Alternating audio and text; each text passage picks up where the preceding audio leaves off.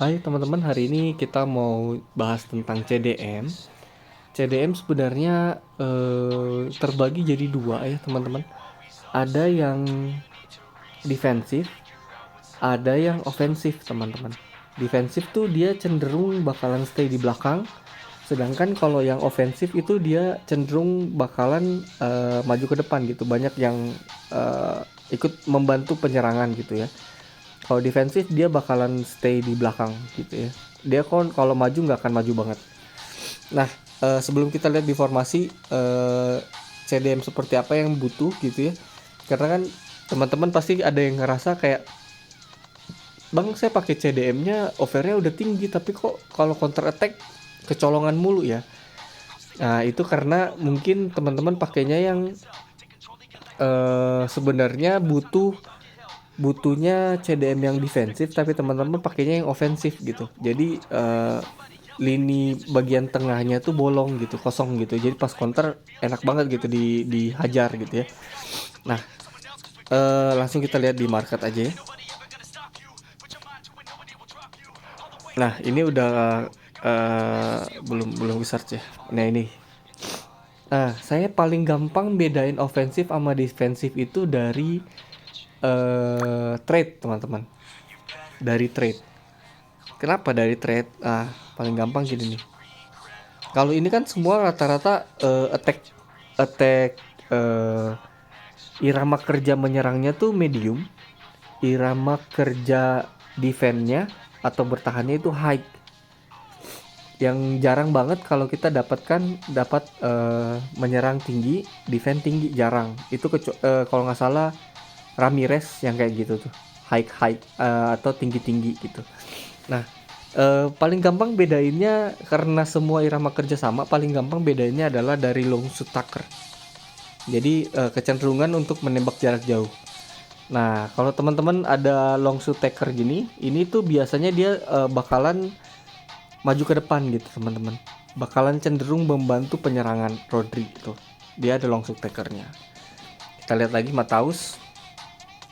Nah, kalau Mataus ini dia juga cenderung menyerang gitu, teman-teman. Walaupun ada kecenderungan untuk menekel gitu, teman-teman. Nah, tapi dia akan tetap menyerang gitu ya. Kan kita mau bedainnya cuma dua, apakah CDM-nya akan menyerang ke depan atau dia stay benar-benar di belakang gitu ya. Rodri udah, Kante ini jujur saya nggak tahu. Jujur nggak tahu karena trade-nya nggak ada, teman-teman.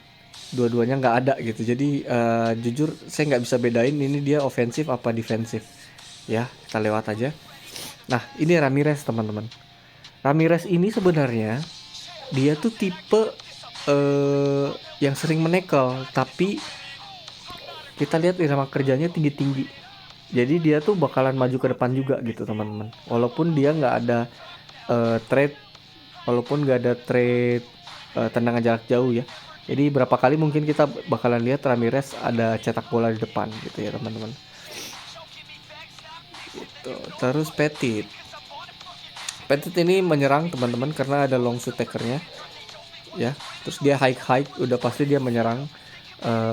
Terus dia ya, teman, hati-hati aja kalau di formasinya kosong gitu, karena dia walaupun di sini irama kerja bertahannya tinggi, tapi namanya kalau dia udah menyerang terus dia harus defend itu pasti ada telatnya gitu, teman, ada telat turunnya gitu ya, teman-teman. Oke, Rodri udah. Palinha ini tipe yang bertahan ya, dia stay di belakang, teman-teman. Palinha walaupun dia ada long shoot passernya ya, long shoot passer, jadi dia cuma ngumpan ke depan, tapi dia nggak akan ke depan banget gitu, nggak akan sampai di depan gawang gitu, teman-teman. Kecuali keadaan yang memaksa gitu, jadi nggak selamanya. Dia bakalan biasanya sampai di pertengahan lapangan aja gitu, teman-teman, mainnya di sana, jadi dia mundurnya cepet, jadi dia nggak akan maju banget gitu ya, teman-teman. Ini tipe defensif Palinha. Berarti dari tadi kita lihatnya tipe ofensif semua ya. Yang Palinha pertama adalah defensif. Terus Essien ini tipe yang menyerang juga, teman-teman, long shoot taker ya. Ini tipe yang menyerang juga. Kalau trade-nya ini tinggi-tinggi ya. Oke, ini tipe yang defensif teman-teman.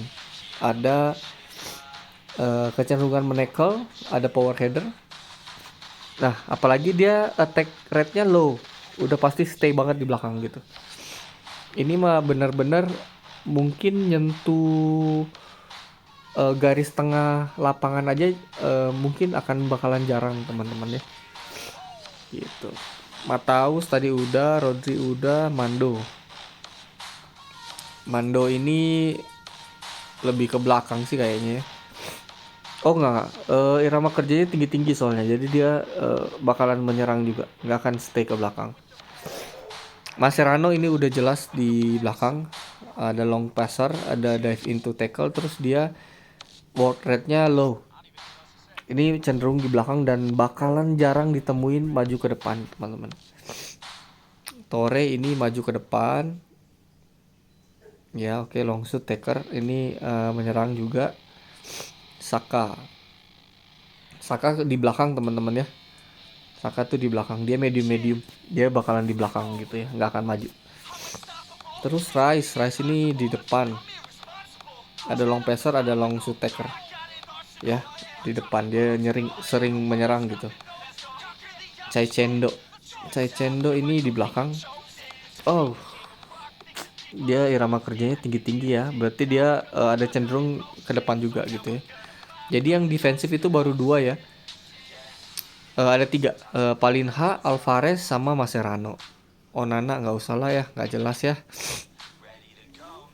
Ini Hobbs Jerk, aduh takut salah. Ini menyerang. Jorginho ini sih menyerang ya. Walaupun soalnya dia ada playmakernya.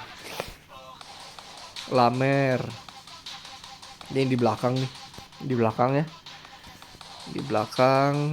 Onana ini di belakang. Oh dia tinggi-tinggi berarti dia maju ke depan juga. Thuram. Ini menyerang juga. Siapa lagi? Gattuso udah pasti di belakang ini Gattuso di belakang.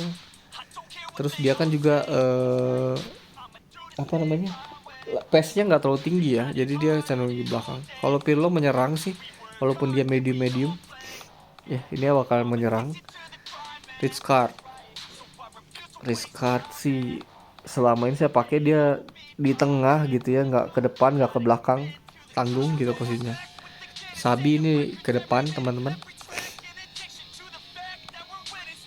Nggak banyak sih teman-teman ya yang stay di belakang. Essien tadi udah. Oke, sejauh ini yang bertahan tuh benar-benar bertahan ada 4 ya. Palinha, Alvarez, Mascherano, sama Saka gitu ya. Teman-teman bisa tambahin lagi kalau ada yang kelewat gitu, tambahin di komen ya. Nah, sekarang kita udah tahu nih ada 2 tipe ya, yang dari trade. Kalau dia ada long shoot taker berarti dia ke depan. Terus kalau ada kecenderungan menekel itu ke belakang. Di belakang, stay di belakang. Tapi kita lihat juga dari irama kerja. Kalau irama kerjanya tinggi-tinggi itu otomatis udah pasti maju teman-teman. Gitu ya. Nah, kita lihat dari formasi. Oh, kok aku buka store. Dari formasi.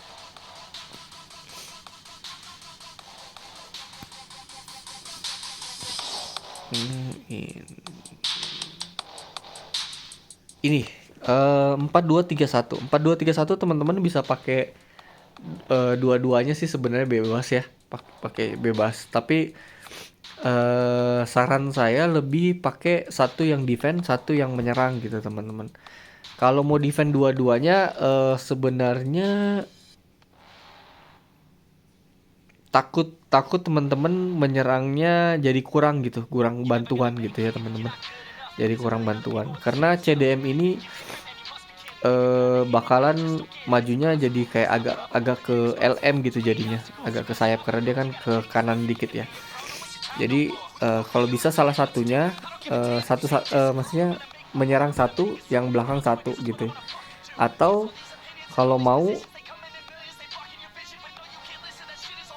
hmm, saran paling bagus sih satu-satu ya teman-teman. Soalnya kalau defend dua-duanya, menyerangnya jadinya kurang. Tapi kalau menyerang dua-duanya, lini tengahnya ini kosong nih teman-teman. Di belakangnya Fabian Ruiz nih udah nggak ada apa-apa gitu, kosong gitu ya.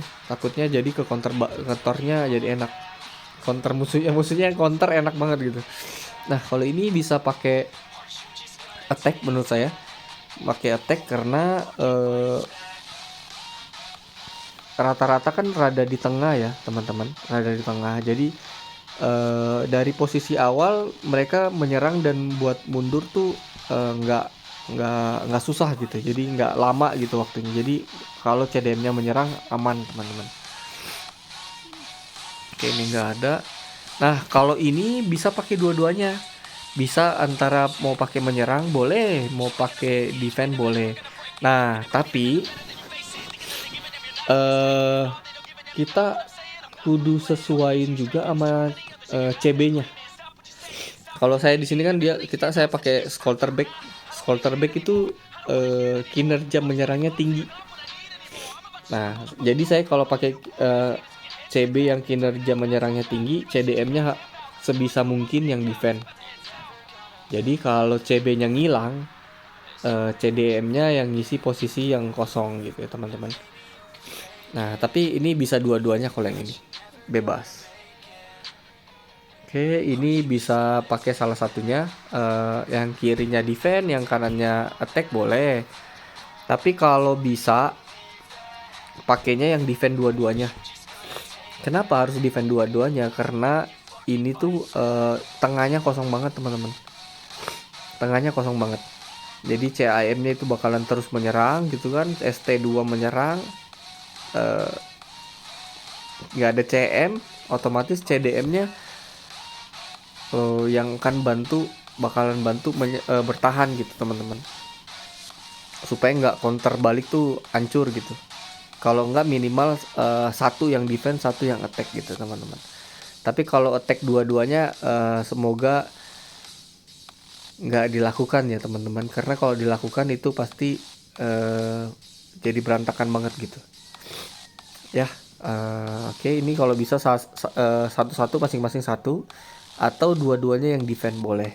Tapi kalau dua-duanya attack, takut kalian gampang banget di jebol gitu, gampang banget di counter.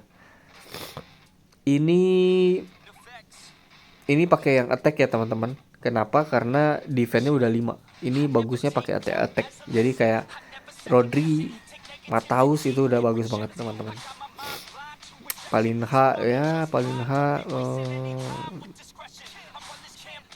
janganlah ya paling H cenderungannya di belakang soalnya.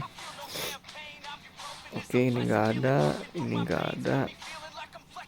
Ini pakai defense teman-teman. Kalau bisa dua-duanya pakai defense. Kenapa? Karena CB-nya 3 teman-teman. Jadi kalau teman-teman di counter dari kanan atau dari kiri, otomatis kan CB-nya bakalan ketarik ke kiri nih. Nah, kalau dioper ke dalam kosong teman-teman, makanya CDM-nya harus yang bertahan gitu ya. Kalau bisa dua-duanya defend. Kalau memang cuma satu ya nggak apa-apa gitu. Maksud tidaknya masih ada ya satu yang bertahan gitu ya. Jangan dua-duanya yang attack, karena kalau yang attack terlalu maju, pas counter attack berantakan gitu teman-teman ya. Yang kerasanya di manajer kayak gitu ya. Kalau di head to head mungkin teman-teman yang lain bisa lebih tahu gitu ya. Kalau ini kalau ini juga bertahan aja sih teman-teman. Bertahan aja, atau kalau enggak carinya yang tinggi-tinggi kinerja menyerangnya gitu, jadi tinggi-tinggi. Jadi walaupun dia ada tackle-nya, cari yang ada tackle-nya tapi yang tinggi-tinggi gitu teman-teman. Tadi kan beberapa ada contohnya yang tinggi-tinggi. Kalau mantepnya sih defend ya. Tapi kalau memang mau cari yang attack, carinya yang ada defense itunya, menekelnya kayak Mataus itu bagus gitu ya.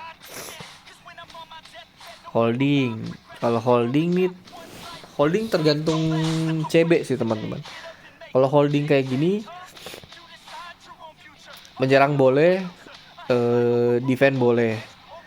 Tapi enaknya tuh yang menyerang. Enaknya yang menyerang ya.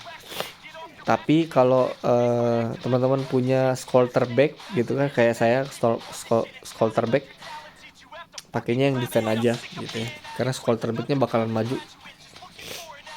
Gitu. 4-3-3 defense ini satu-satu lah teman-teman. Jadi ada yang defense satu, ada yang attack satu. Sebenarnya pakai yang attack yang ini boleh teman-teman.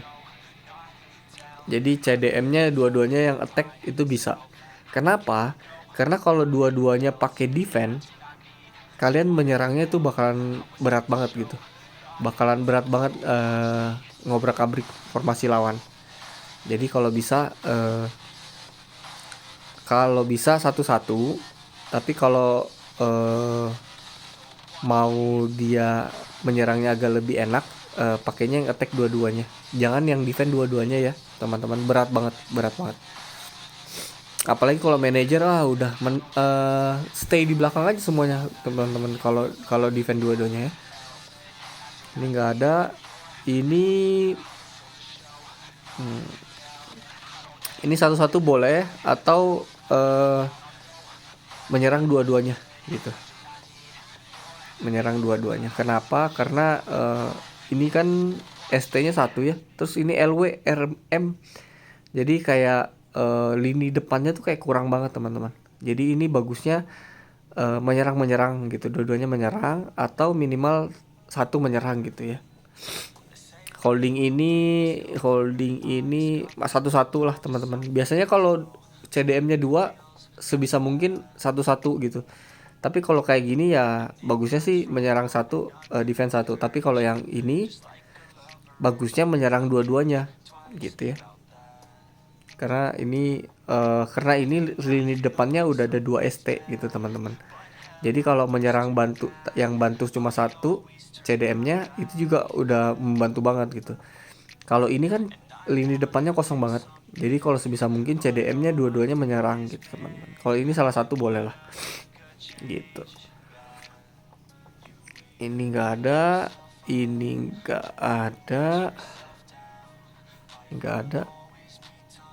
Nah, CDM ini ambilnya defense. Udah jelas defense. Karena lini buat menyerangnya tuh udah banyak banget.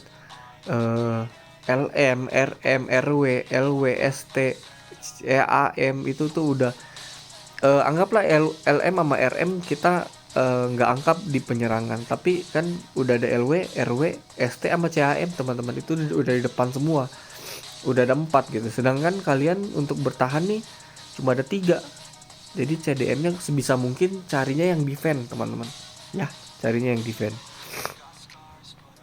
Nah, false 9. Kalau false 9 biasanya saya bakalan nyarinya yang menyerang. Kenapa cari yang menyerang? Karena CF tuh kebanyakan tuh jarang menyerang teman-teman. Kebanyakan tuh dia ngalirin bola doang gitu teman. Ada yang menyerang. Kalau dia ada long shoot takernya tuh itu mantep banget. Kayak kalau teman-teman punya sekarang tuh kayak Puskas itu ada long shoot takernya, itu CF-nya masih oke, masih menyerang. Cuma kalau kayak CF-nya dia tinggi-tinggi kayak Cantona CF ya, yang KTP itu hilang dia teman-teman, gak akan nyerang gitu. Jarang banget kita lihat dia menyerang. Jadi kita butuh bantuan dari CDM-nya gitu ya. CDM-nya. Kalau teman-teman mau yang defensif,